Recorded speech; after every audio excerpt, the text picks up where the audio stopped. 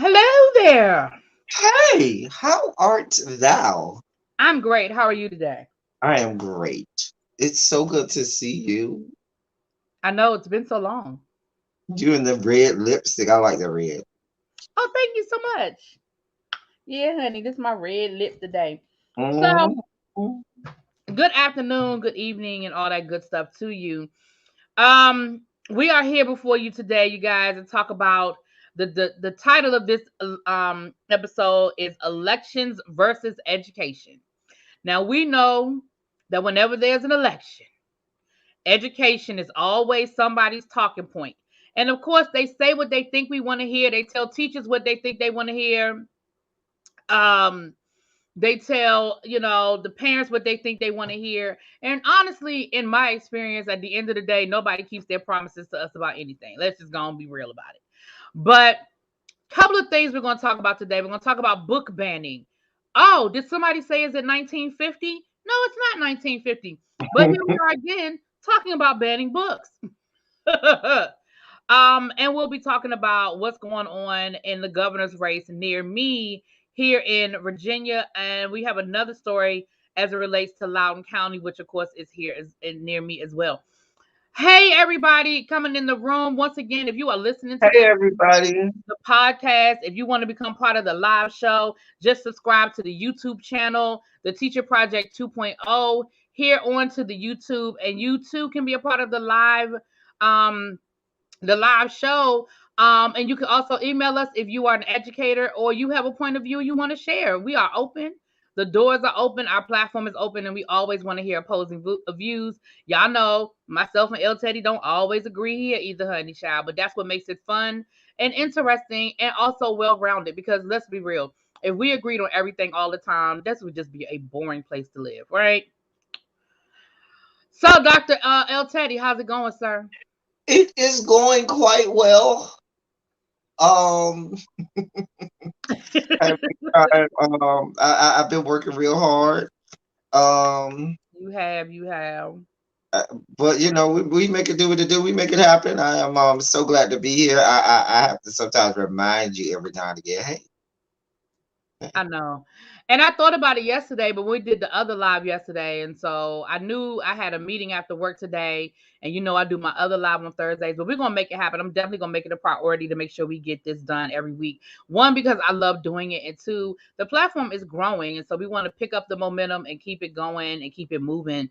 Hey, Carolyn Alexander. And yes, Dami, listen, Dami, I'm so happy to see you coming back around and hanging with us that yes, you can have a solo over here as well. Okay. there you go. So happy to see my Dami back hanging out with us again. Um, I did find that list really be. You know me. I was gonna find it. okay, well, we're gonna get there. We'll let you just find some highlights because ain't nobody got time for that. Ain't nobody got time for no Right. extra. No, I ain't gonna go through the whole Yeah. list, but I see some ones on there. Some names that you'd be like, really? They banned that? Yep. Yeah. And we're definitely going to get into that. So as always, well, I gonna say always, as most of the time, the links to the articles that we'll be discussing um will be posted in the description box for this live. And again, if you're watching listening to us on Apple Podcast, it will be in the description for the live as well, so that you can go and find and read up for yourself. Because again, y'all can read too and let us know if you understood something differently than we did. Hey, that's life. That's how it goes. Hey, Zara, how you doing, babes? So, do we want to start in Texas? I think we might. Do you want to start in Texas and work our way around to Virginia since some of Yeah. us Let's just came start out in of Texas Virginia? and work our way. Yeah, we'll work our way Okay. around to Virginia. So let me pull the article, honey. Let me pull Going the on under article. to, as I call him on my channel, Governor Hot Wheels. Yes, honey, Governor Hot Wheels. And I saw you had a politics of it all earlier today. I caught some of Mhm. it. I didn't catch all of it, but I caught some of it. I was at work, honey. I was trying to dip in where I could dip in. Mhm. Okay, so this is coming from the Texas Tribune. It is dated October the 26th of 2021. And we're going to read a little bit of this. The title says Texas House Committee to investigate school districts' books on race and sexuality. Now, if you guys remember last week, we had a story again in Texas that related to books representation of both sides of the story of the Holocaust. I'm paraphrasing, but and of course, the conversation last week was what other version of the Holocaust are we talking about, and what books would represent that version. So again, we're talking about books, and down here to the Texas. So a Republican state lawmaker has launched an investigation into Texas school districts over the types of books they have, particularly if they pertain to race or sexuality or make students feel discomfort. Listen, anyway. State rep State Representative Matt Krause, in his role as chair of the House Committee on General Investigating, notified the Texas Education Agency that he is initiating an inquiry into Texas school district content. According to an October 25th letter obtained by the Texas Tribune, Krause's letter provides a 16-page list of about 850 book titles and asks the districts if they have these books, how many copies they have, and how much money they spent on the books. Can I pause here for a second and have a mini spike? Hmm. Okay. So let me say this. What I find interesting in this letter is a couple of things because one, what you've made is a few assumptions. Assumption number one, you assume that people have time in their day to go into every school library and an English classroom to inventory books that are Oh, there. don't forget the book room. Don't forget the English book And room. don't forget the English book room where things go to die. Listen, I know I can only speak for my school district and the school districts that are in my general area. The library is a dying place. It is used to house students. It is used as a place to take yearbook pictures. It is no longer a functioning place, and a lot of reasons why is because a lot of school districts don't even have a full-time media specialist. We don't call them librarians anymore. We call them media specialists. They don't even house that. So number one, your library in and again, I can't speak for Texas, but LTD you can.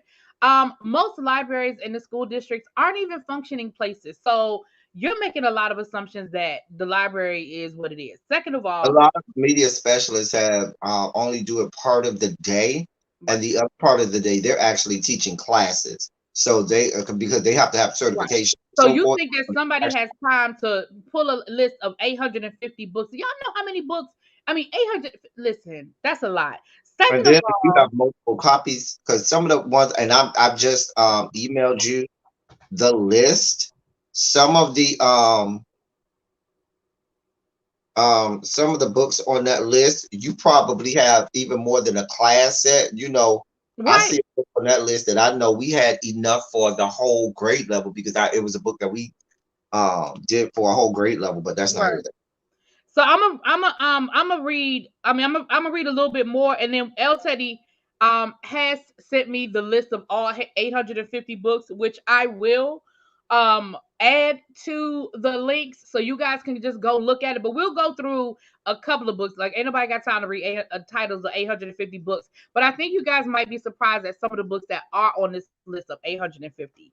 So let me read a little bit more. I just had to have a mini spike because I'm reading that and I really want to laugh at the fact that you think there's a school district in the United States of America that has time to do what you asking them to do. Like, really, sir?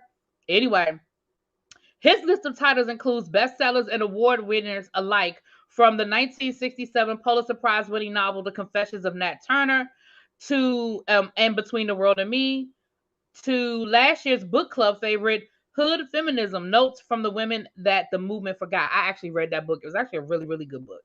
Um, but race is not the only thing on the committee chair's list. The listed books Krause wants the school districts to account for are about teen pregnancy, abortion, homosexuality, and LGBTQIA. Krause, a Fort Worth lawmaker and founding member of the House Freedom Caucus, is running for state attorney general against Ken Paxton. Listen, that is a scary thought that this man is running for attorney general. Krause declined to comment, with no explanation given as to how these books were chosen. Krause sent notice of the investigation to Lily Locks, I'm assuming I said her name right. The Texas Education Agency Deputy Commissioner of School Programs, as well as some Texas school superintendents. His letter did not specify which school districts Krause was investigating. My question though is, what does that mean? What do you mean by investigating? Like what are you talking about? Like, duty when you once the schools account for these books, then what? Like, these are books that at some point had to have been approved by the school board. So what are And you but no, investigating? the thing about it is, it's not even equitable. Even if you were saying, which still wouldn't be right, but even if you say this is going to every single school district within the borders of the state of Texas, that might even be able to be presented as being equitable. But when you tell me that you're not sending it to everybody, so you're cherry picking which districts and which school districts you just assume has them, who's to say that the other school districts don't have those same books? So I'm going to skip down the rest to the end of the article, but it says here that he has given no explanation and no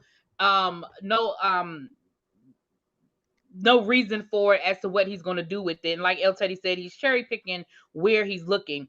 But Texas State Teachers Association President Olivia Molina said in a statement that the investigation is a witch hunt and that Mm. nothing in state law gives lawmakers the right to go after educators.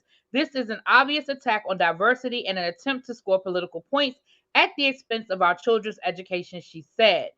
Cross's investigation comes after several school districts across the state removed books from libraries because of parental outcry.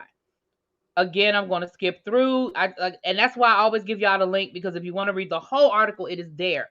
Um, so, El Teddy, do you want to read some of the books, and I'll look at the list and read some of the books, and give Yeah, everybody an the, idea? the book that I was specifically speaking about was a book that I remember teaching. I forgot what grade level. I think it was ninth grade. When I taught a ninth grade class, I taught Bad Boy by Diana Wheeler, and which is a book about a boy who played hockey. He was a great athlete and so forth, and eventually found out that he was, gay or whatnot. And it was this mesh between sports and sexuality, and it was beautifully written. There wasn't any sexual scenes or anything, but he was struggling with his sexuality and whatnot. And so it opened up so much conversations with my ninth graders. The athletes got into it, the ones who may have been, on the in the coalition, in the Rainbow Coalition, got into it. The girls even liked it, because I had a lot of my female students who said, I didn't even think I would like this story about hockey and or sports, but it was really good. So little things like that's really not teaching kids sexuality, but opens up conversation for high school. And some of these books, here's a couple ones that, even if you say, oh, I don't want homosexuality and I don't want race, let me give you a couple titles. From Boys to Men, all about adolescence and youth, because we don't want to teach boys about growing up and about their bodies. They're not supposed to do that.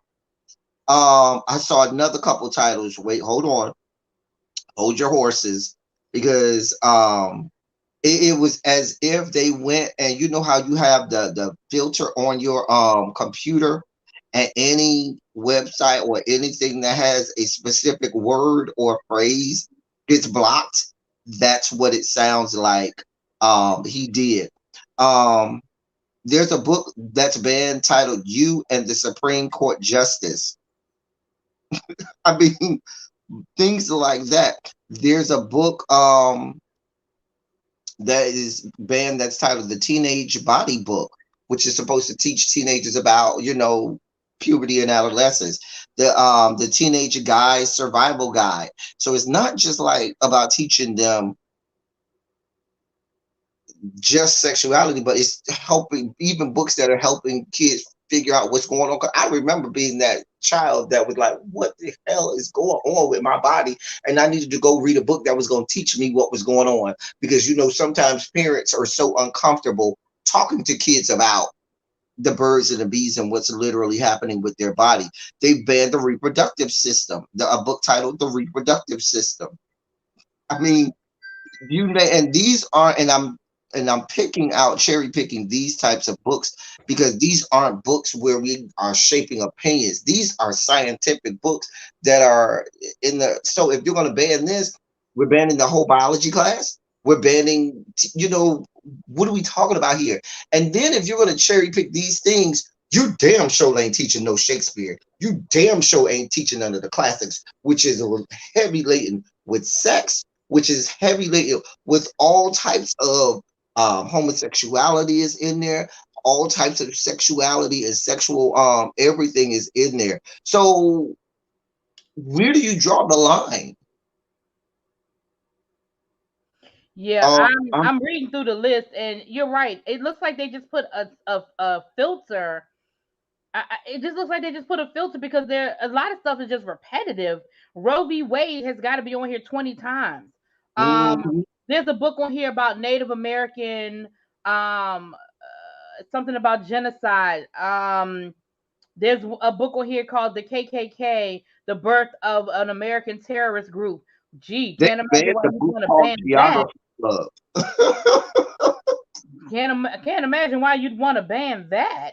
And there's definitely a lot of LGBTQ things on Oh here. yeah, you ain't getting Um, nothing LGBTQ, nothing abortion, nothing women's rights, but then there was nothing. a book on here about Wonder Woman, and that book is about women's empowerment and finding women, women female heroes. Like, it's crazy. It is so crazy. So I'm just reading through it. There's a book on here called Quinceañera. What could be wrong with? I mean, I ain't read it. I don't know. There's a But book the title of the titled book is called Quinceañera. I mean, damn. I mean, There's a book on here titled "We the Students: Supreme Court Cases for and About Students." Why wouldn't you want students to know about that? Because you don't want them to empower themselves to fight against you people and your level bred foolery. Just a mess. I mean, looking at this list, it is scary. it is. Of course, they're going to ban a book titled "The History of White People" because, of course, you don't want that on there. Of course.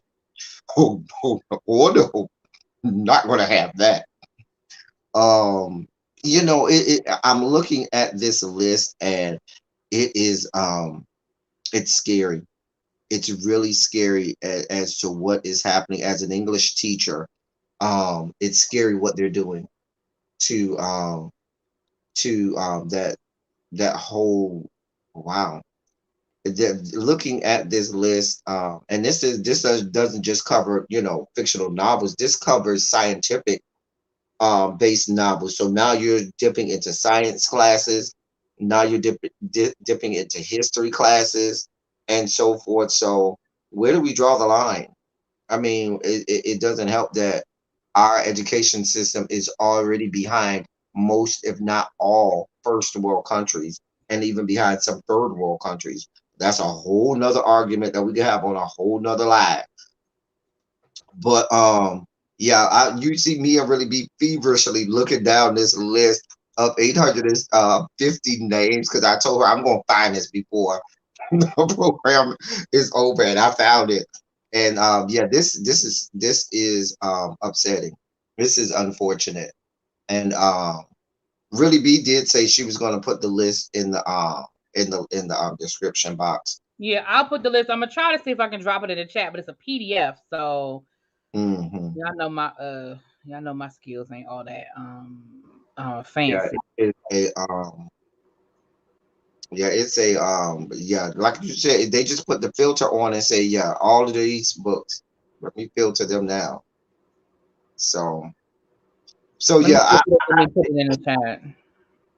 the problem is you have parents that will come out and talk about books for elementary about the want to prevent their child from reading said book, forgetting you have students all the way upwards of some even 18 and 19 years old that's also in K through 12 education. And when you get in high school, there is subject matter and material that is of a sexual nature that can be read and discussed. Right. You That's a part know, of the education process. and what's scary is once again we are attempting, and I say we, I'm not talking about me and you, obviously, but we are attempting to create a world where no one can have a differing opinion, where no one can say, hey, that happened in our past and that was pretty fucked up. I would listen, I tell this story all the time to people. All the time I tell this story to people. When I taught in DC, the school I taught at was down the street from Chinatown. And so we had a lot of Asian students. And we had this one student, I'm not gonna call his name, but we had this one student. Well, hey, from Colorado. We had this one student who was sort of Americanized, you know what I mean? He wasn't, he was definitely in them streets, as people would say today, he was in them streets. Um he was an Asian kid, first generation Asian kid. And we went to the Blacks on Wax Museum in Baltimore. If you're not familiar with the area, it's a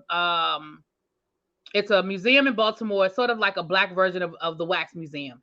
And they had the different rooms and they went through the different history. And probably one of the most graphic exhibits was the lynching room. And it was very graphic. We actually had to get students under a certain age were not allowed to go in the room. And they actually told the story of a woman who was lynched and her baby was cut out of her stomach. It was very graphic, but it's a story that needs to be told. People need to understand that one, lynching wasn't limited to black men, and two, it was just brutal, period. And I will never remember, he was down in the lynching room and he was reading the exhibit, piece by piece. And he looked at me and he said, yo, he called my name. He said, this shit's fucked up. And I couldn't even get mad at him for cussing because I was like, you get it.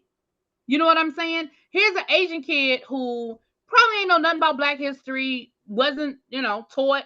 He's first generation. He just been, hadn't been in the country a couple of years.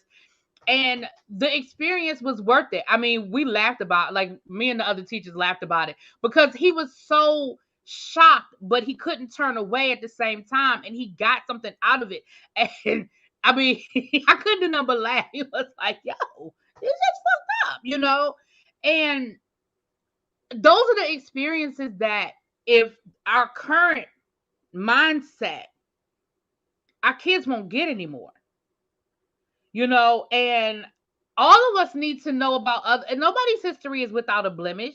Our history isn't perfect as black people. Our history isn't perfect.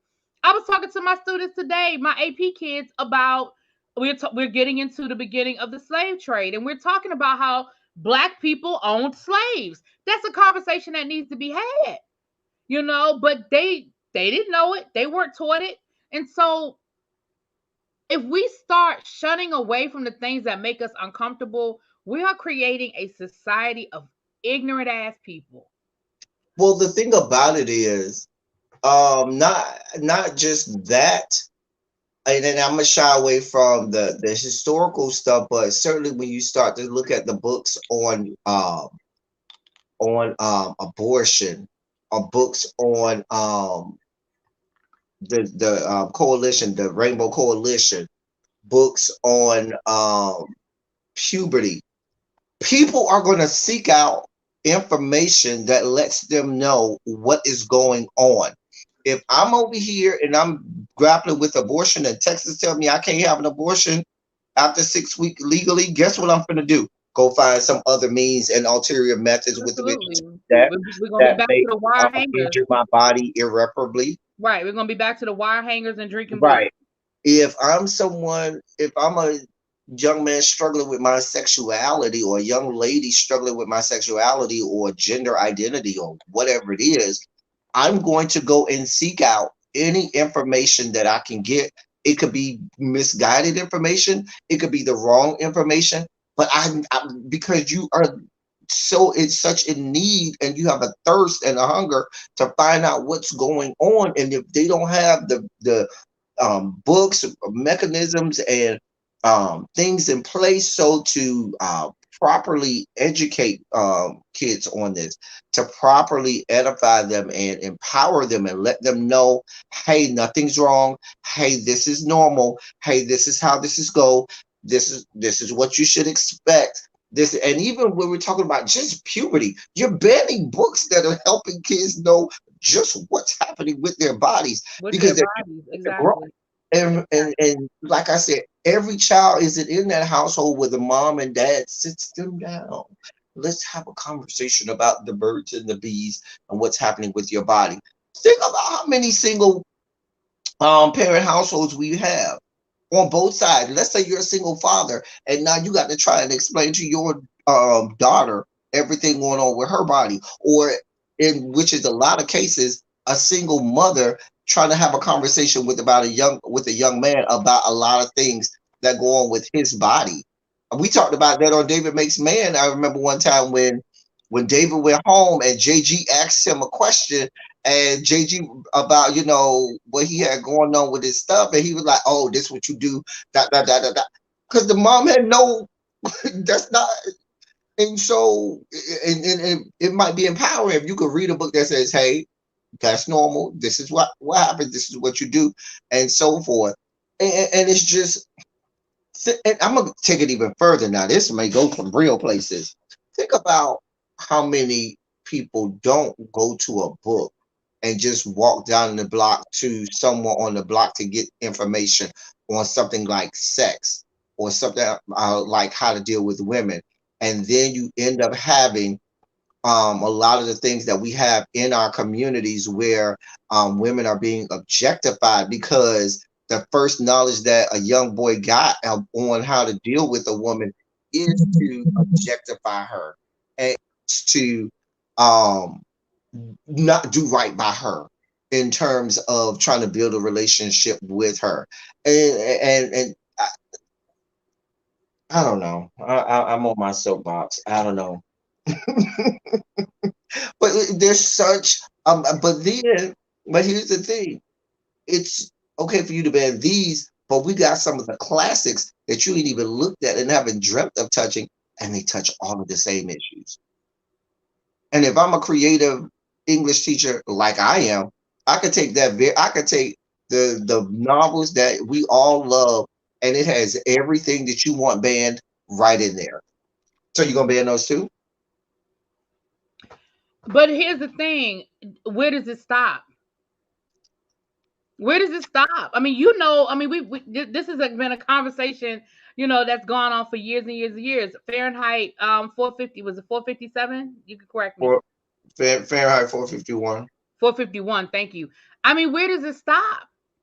At what point are we, because again, you're never going to make everybody happy. There's always going to be someone that's going to feel that's going to feel like they have been disenfranchised and that their voices are being heard.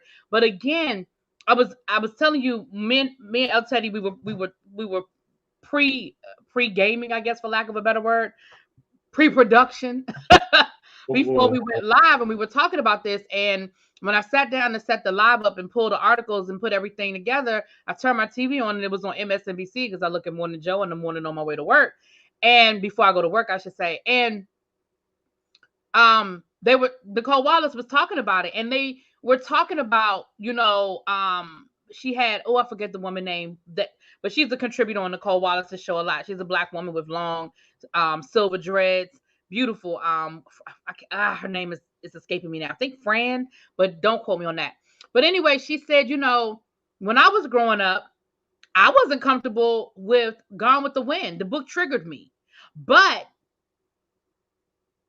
I would much rather have read the book and been exposed to, because and then the teacher using it as a tool to say, hey, this is how people wrote during that time period. This was the thought process, and using it as a learning tool than to just pretend like it doesn't exist and we're just going to throw it away, because at the end of the day, it's real and it did exist, and it frustrates me because that's Texas. But if we're going to get on the plane and fly to my side of the country, Okay, we've which got is the exact supposed same to be, thing. as I put it up, my quotation figures, much more Right. liberal. Because I said after today's episode, we're going to have to add Virginia to the list. We got Texas number 1, Florida number 2. I think North Carolina's pulling in a strong third, but damn, North Virginia's in. Carolina is vying for number one. Please, that's the Holy Trinity. North Well, Carolina. Texas. Well, Virginia is, but look, Virginia is trying to get in. They're trying to make it a square. They fighting with Georgia for it. But and Okay. before we go over down to Virginia, let me say this to parents that may be listening or in the chat. Before you go down to that school and be ready to windmill, why is my child reading X, Y, Z, A, B, and C?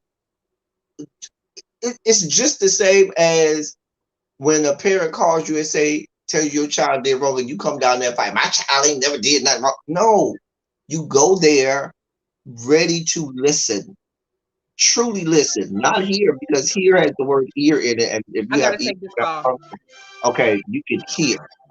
However, be ready to listen and go in there and ask questions. Say, hey, Mr. or Miss So and so, I saw that my child is reading such and such, and I was, trying to follow along with the book with them and read with it. Can I ask you about these things? Because they seemed a little, racy. And how are you all handling this or tackling this? Or why?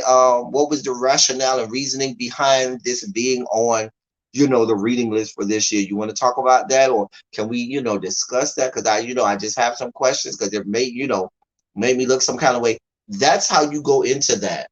And then that teacher probably can open up to you and say, well, hey, I'm so glad you're concerned with your son or daughter's education. And let's talk about this book and why this is on the list. And here are some of the reasons why we this book was selected. And I know they have this there, that there, and that there. However, the reason that we have this in there is because we do need to have students at this age range tackle these subject matters, grasp them. This is being done on an educational level. There's nothing seedy, salacious, or anything about it, but these are subject matters that at this age, that is age appropriate and that students should be able to grapple with and so forth. And if the parent still pushes on that, what you do is the teacher, and I've always done this, should have an alternative. You know what? You are right. If you tell me you do not want your child reading that, that's fine. Here's an alternative. And I will give you alternative, coursework and assignments to go along with that so that it's in tandem with the novel that the rest of the students are reading, to include homework assignments, classwork assignments, and assessments. Now, what should not happen is, because you, parent, want in your specific household something to happen, you should not be able to dictate what happens in every household within that respective school district or within that respective state, because every household in that state doesn't fall in line with your ideologies, with your mindset, and with your level of thinking. So it's not fair that you would subject every child and every household to your linear level of thinking and to your boxed way of looking at the world and looking at education. That's not fair. Now we're going to do our part as teachers and have an alternative. You, mom, dad, say, I don't want my son reading that even after we have the conversation. No problem.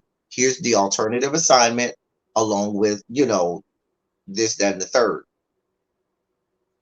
But I don't think it should be where, because I have a problem that may even be legitimate for you, that you get to dictate for everybody. Because, and then I'm gonna do this, and then we can get to Virginia. Because let me tell you how that could go. What if I'm a Jehovah's Witness and I don't believe in blood transfusions? If we just gonna dictate what whole professions can do, right? And what if I had a Jehovah's Witness parent that pushed the issue and say, I don't want my child getting any blood transfusions or getting any blood put into them. And I think that should be the same way for every child in this city or in this state. And they passed a law within the state that said, oh, no children any longer can get blood when they go to the hospital, or get any blood transfusion, or get any of these medical conditions treated, because this parent complained, and now we're gonna make this sweeping law across the state. Y'all will look at the state like they had lost their minds. But that's Well, literally what we have going on. well, that's actually a perfect segue because if we get on our plane and we fly on over here to Virginia, we Mm, have a very heated and contested governor's race here in Virginia. We have Terry McAuliffe running against oh Lord, wait a minute. Youngkin or something Youngkin. like Yeah, Glenn Youngkin. So Glenn Youngkin um is using critical race theory. He's the Republican, and he's using critical race theory and you guessed it, banning of books as his platform. Now, mind you, he said that if he gets elected, the day that he gets in the office, he's banning critical race theory. Let's be clear, Virginia doesn't teach critical race theory, so I don't know what the hell you're talking about, sir, but whatever. So this is the New York Times article. I'm not going to read the whole thing, but this just give you a little bit of background before we get into these two articles. GOP attack involving Toni Morrison novel inflames Virginia contest. A Republican ad featured a mother who had tried to have Beloved banned from her son's curriculum. Democrats saw a coded racist message. In the final days of the tight race for Virginia governor, the candidates are turning to the unlikeliest of campaign props, a novel from 1987. A new online advertisement released this week by Glenn Youngkin, the Republican candidate, features a mother who pushed to have Toni Morrison's Beloved banned from her son's English curriculum 8 years ago, citing the book's graphic scenes. When that failed, she started an effort that eventually became a bill passed by the Republican controlled General Assembly but was rejected by former Governor Terry McAuliffe, the Democrat now running to win his old job back. I gave parents a say, the option to choose an alternative for my children, the Northern Virginia mother Lauren Murphy says in the ad. But then Governor Terry McAuliffe vetoed it twice. He doesn't think parents should have a say. He said that he shut us out. So, what's left unsaid in the ad was that the mother and her husband are Republican activists, that their son was a high school senior taking advanced placement English when he read the passage that supposedly gave him nightmares, or that he later went on to work briefly for President Donald Trump. Also unmentioned was that the novel in question, a Pulitzer winning fixture in American literary canon by Pulitzer winning by a Nobel Prize winner, nonetheless, whose harrowing scenes conveyed the horrors of slavery, a subject with obvious historical resonance in Virginia. So, again, I'm not going to read the whole article, but that's just to give you a little bit of the backdrop of what's going on here in Virginia as it relates to the governor's race. Now, with all of that being said, hmm. we got a Oh, couple of wait, hold on. 1 second, really be. Because I saw Zara's question. Just to answer your question, Zara, about she asked, where do I find out how my state stacks up in this censorship process? It depends on what state you're in. I would go to your district's website and search within the English. I'm not familiar with every district's website, but usually they have a section on curriculum, and there should be a spot for banned or approved. They won't give the banned list, but they'll have an approved list of novels for that district. As you can probably imagine, this stuff goes probably with the in line with the state legislature and government, because they dictate education within your respective state. I don't know what state that is. I'm not asking you to tell me, so you can dox yourself, but that's where you can go. Right. That's actually a really good question, Zara, and that's good information for everybody. So the article that I do have in the link is, I'll tell you, I'm not gonna read it out loud, but you see what she told you her state. Hmm. Okay. Um, we have another article that's in line with that, but this is coming from the root, but it's about the same topic, and then we'll discuss it. A few other books aside from Beloved that politicians might want to consider banning for political gain if we believe the children are our future. If Toni Morrison's Beloved is too much, and again, this is coming from the root from yesterday, the yesterday's root. become too much for some parents. Here are some others we might want to let go of. Politics are weird as A. Politics are weird as F. For instance, the Virginia governor's race, one I happen to be witnessing from a front row seat in Washington, D.C., has reached an extinction level event of mudslinging. Excuse me, y'all. I'm sorry. I watered up.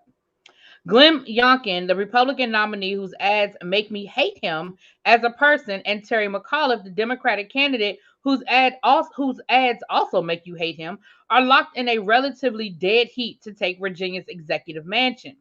What this means is that their campaign ads have teetered into pure foolery. Enter Toni Morrison and her Pulitzer Prize winning novel. Here's a tweet from Governor Youngkin. Was it What's it like to have Terry McAuliffe block you from having a say in your child's education? This mom knows, and again, it has the ad there that we just I just referenced. You have to do some work to understand what's happening here since it's vague. You see Laura Murphy featured in the ad, um, in high school AP English class, though he didn't finish the book, gave him nightmares, causing his mother to go all activist at the school system and demand the ability for parents to have some say. Let me take a pause right here and let me say this. AP is a nationwide curriculum. It's Hmm. not a Virginia curriculum. So if your son was in an AP class, your fight wasn't with Virginia. Your fight was You're right. with College board, because the college college board.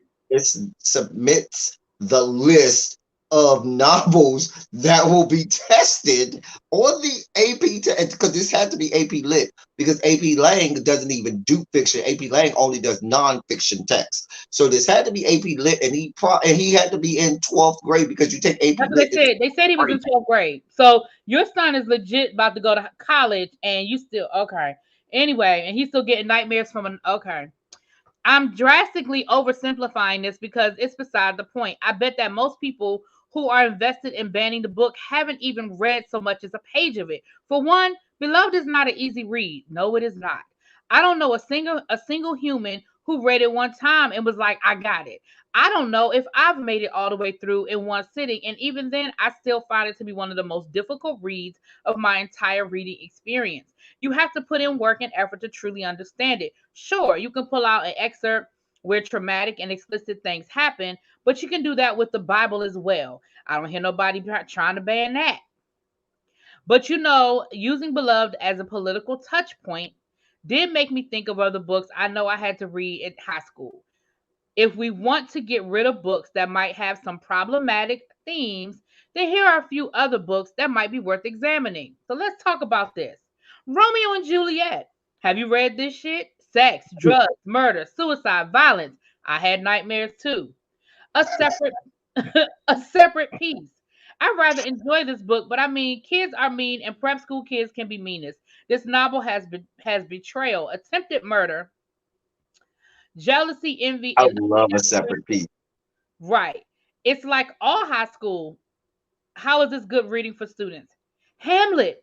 I mean, come on. How is this okay for high school?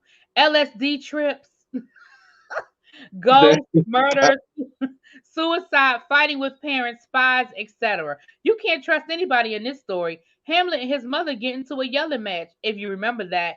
That happens to be in a white household all the time. Let's see that. Okay, I'm gonna skip over that. But even Claudius marrying his brother's wife right after King Hamlet dies, again, save the children.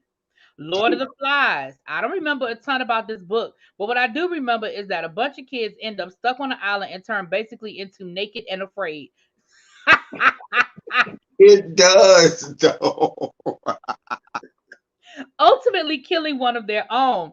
They didn't kill Cornbread in this joint, but they did kill Piggy. Even some 30 years later, I remember this.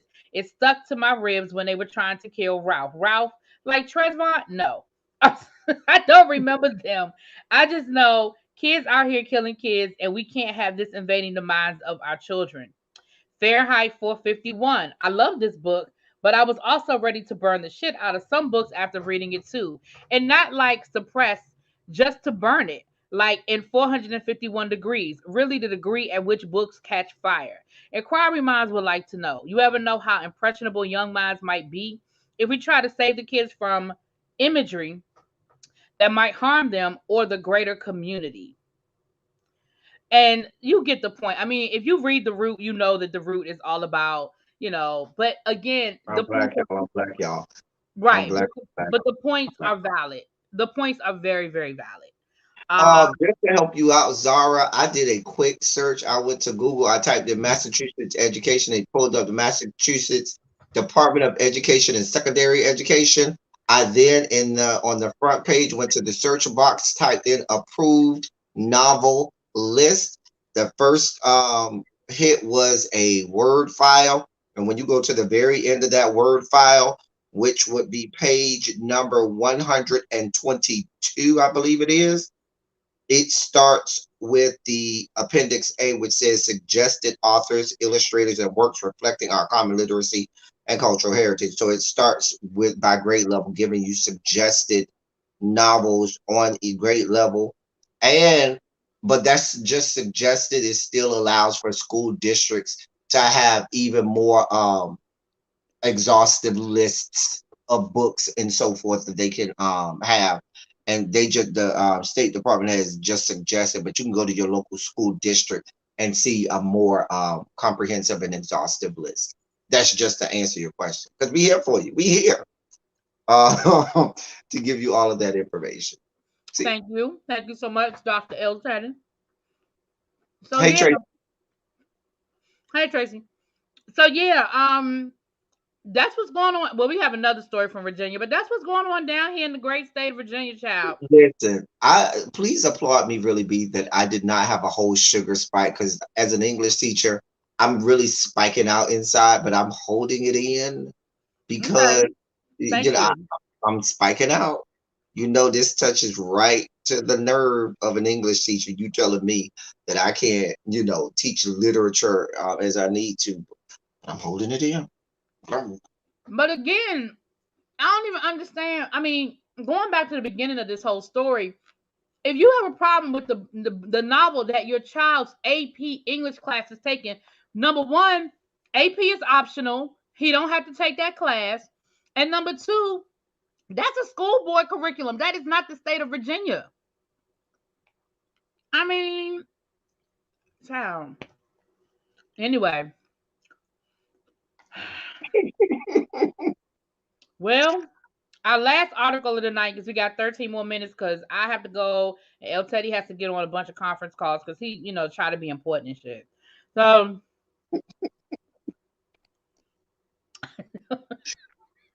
Mm. so the other thing that I saw here in my local news was that there was a Oh boy. Lord, I done kicked myself out. Right. There You don't. was, there was a walkout at a local school district, local county here in my area, and it's Loudoun County, which isn't that far from here. Loudoun County is maybe eh, 20, 30 minutes, depending on traffic and all that good stuff from where I am. I have friends who live in Loudoun County. Loudoun County has a very affluent population. Matter of fact, Loudoun County is out there with some of them Potomac girls. Not quite Loudoun County, but when I ain't gonna go. I'm not anyway. It's an affluent area. That's all I'm gonna say. So we had a situation here. I'm gonna read you. I saw a little bit of this on the news, but I'm gonna read you um a little bit of what's here. School board meeting explodes over accusations of sexual assault cover up. You all should be fired. That's in parentheses. I mean, in quotation marks. A Virginia school board meeting Tuesday evening erupted into chaos as parents demanded the widespread resignations after an email surfaced suggesting the school system had covered up a sexual assault report filed in May.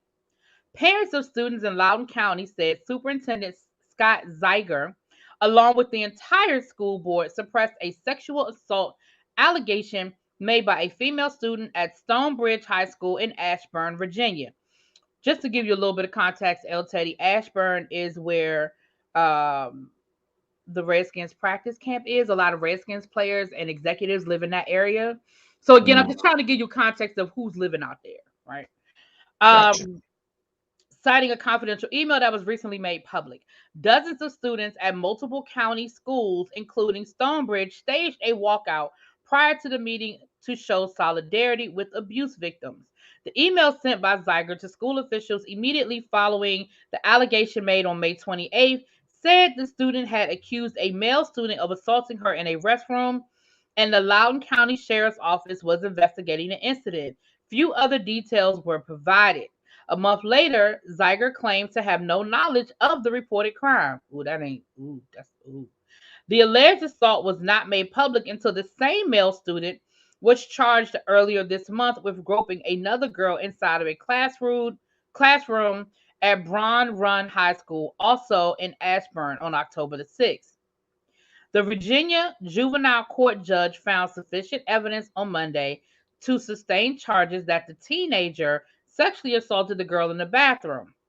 In a statement issued October the 15th, Zeiger apologized for failing to provide the safe, welcoming, affirming environment that we aspire to provide, and said his heart aches for the families and students involved in both incidents. The family of the girl on May 28th case is filing a civil suit against the school system. The girl's name and those of her family are not identified because she is a minor. Her parents also say the student who assaulted their daughter was gender fluid, excuse me. So this is okay.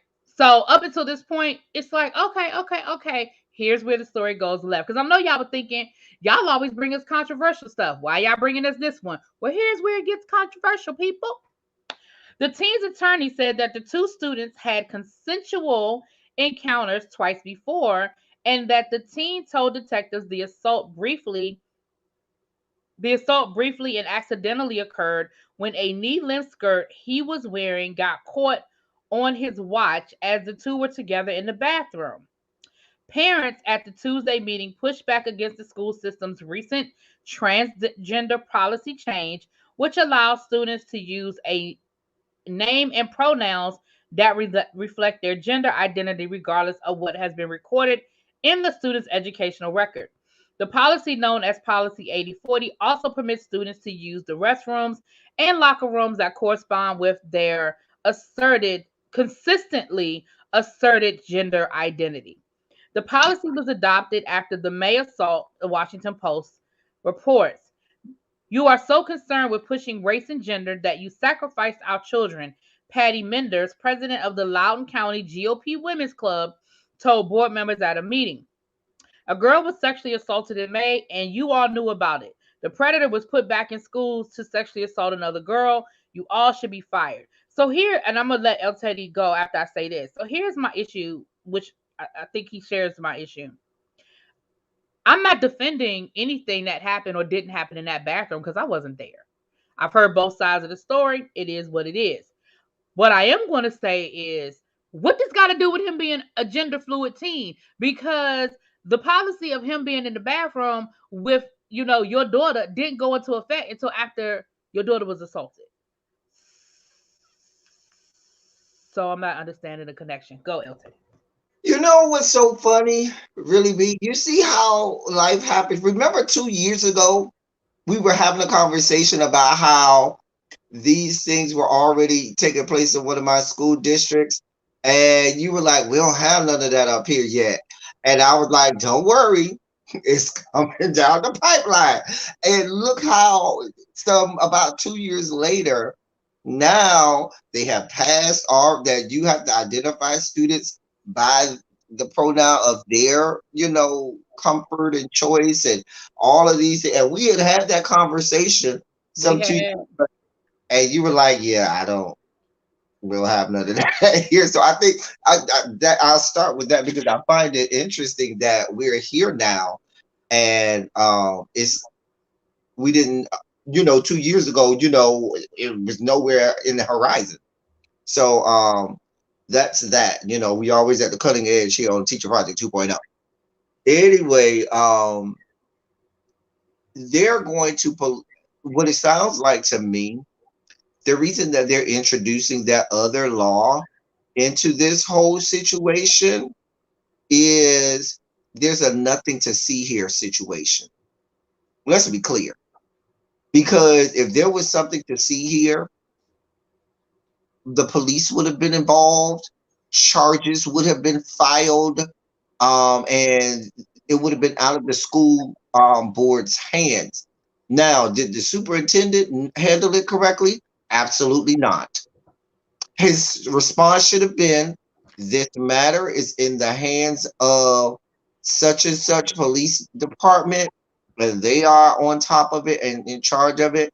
I cannot answer any questions as there's an open investigations. You will need to contact them for any further information. We are aware the student has been, whatever. But what it sounds like happened to me, there probably was an investigation. It was founded that y'all was this was consensual, and but they said, you know what, to appease everything, we'll send him to another school because they said he was at another school. He or she was at another. I'll say they were at another school, and we went about it. Had the not principal, blah, blah, blah, superintendent handled it correctly, we wouldn't be here. And that's why they're throwing the superintendent part into it, but more especially the part about the new laws or rules, protocols with regard to the trans and non-binary students, because it's a whole deflection tactic. And so now they're going to use this as political ammo and fire, to sell their whole agenda. When this has, they're attacking this whole assault case when this has nothing to do with any of that, nothing at all to do that. The whole gender non-identity has nothing to do with this, and clearly Nothing.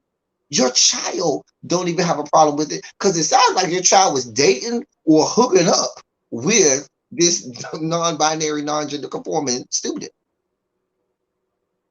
I'm gonna say this, and first of all, let me apologize because old habits die hard. I apologize for using the old name of the Washington football team. If it was offensive to anybody, my apologies. So let me start with that.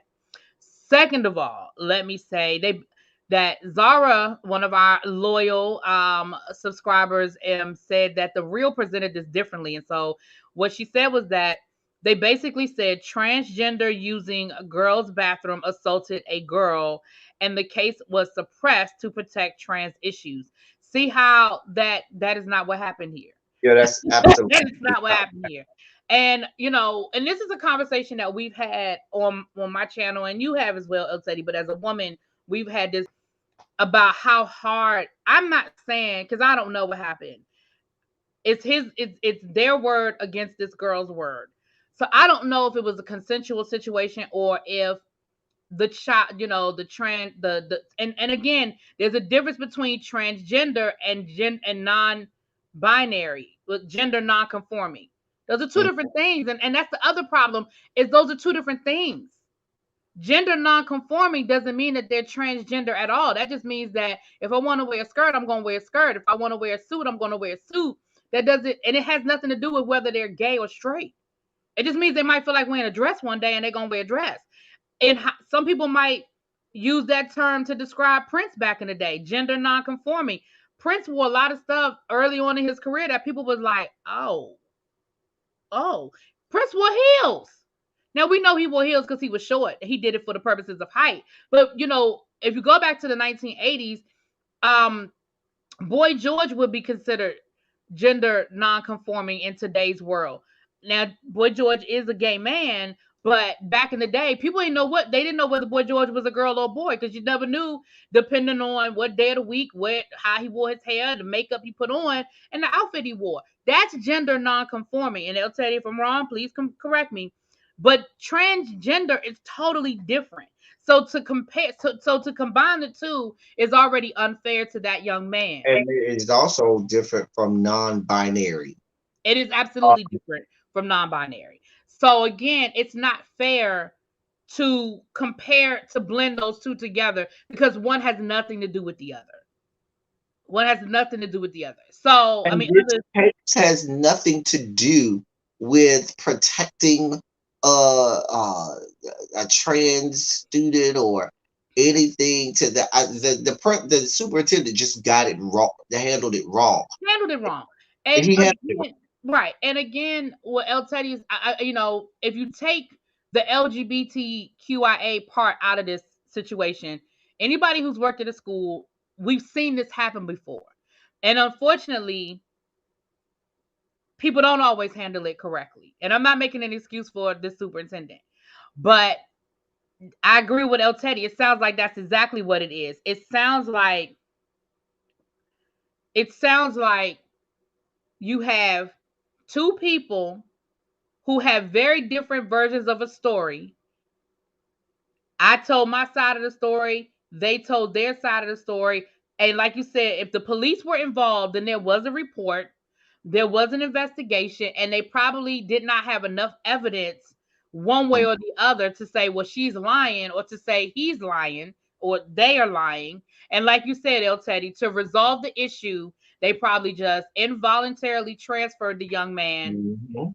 to another school and thought it was going to be over with.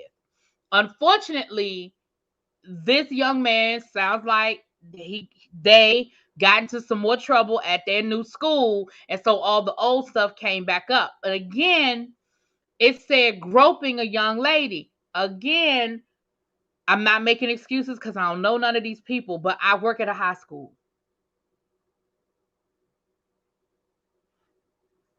I, Right. I work at a high school, and I'm not saying that this young man isn't a sexual predator. I don't know him. I don't know him. Them. Them, excuse me. I don't Them. know them. And I don't. He might go by him because I don't know if he's I don't non-binary. know his pronouns either, He but I may don't be know them. not gender conforming, which doesn't necessarily mean he's non-binary. I don't Right. know. You know how Right. he. That's what I'm saying. I don't either. And so I'm just going to say them for the purposes. I'll say them. But I am going to say, like El Teddy said, at the end of the day, the superintendent just didn't handle it correctly, which opened up the door for the people to come in through the back door and try to put this all on the LGBTQIA. And this is not one. I don't see it as that issue at all. At all. Yeah, It's as ridiculous. a matter of fact, I applaud the school district for the new rule and Hmm. put that in place for this school year for those students for the same reason.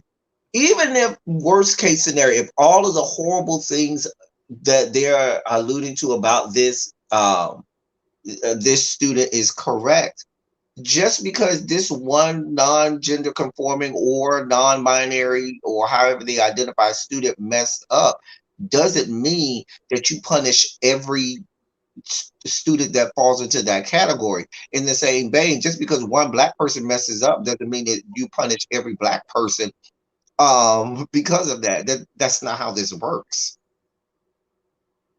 But as we said, this has nothing to do with the new policies and rules about transgender, non gender conforming, non-binary or anything.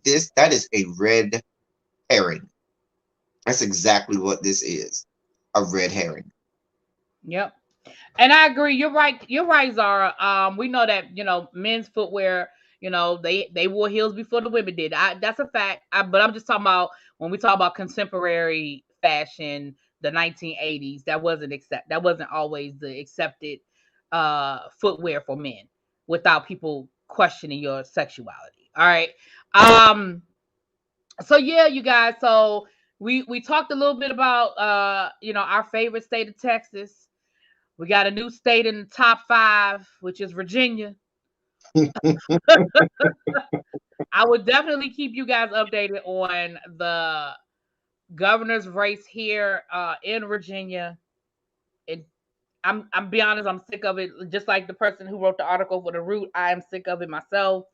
Y'all, I got a news flash for you, Cams. It ain't getting way too. It's been that way. A lot of times, people are just finding out how I was political gonna say it's education has always always been been. political. Yeah, it's always been majorly political. They're just people are just finding out how much so. I mean, let's be we got to be quick, but let's be clear. Education has always been, going back to the very beginning. Education was always about the elite and who could afford it, and it was always an Mhm. elitist thing to be educated. Education didn't become something that was a right here in the United States until the 1920s.